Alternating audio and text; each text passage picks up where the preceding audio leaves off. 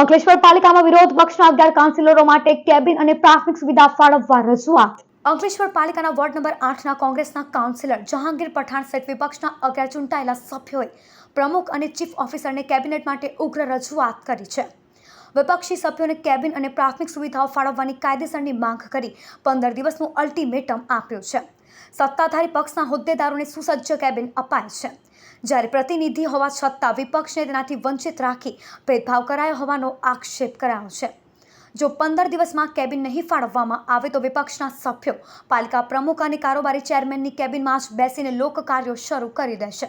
એમ બંધારણીય Gujarat municipality act 1963 એના નીતિ નિયમો પ્રમાણે આખા ગુજરાતની અંદરમાં ઓફિસો લોકોને ફાળવવામાં આવે.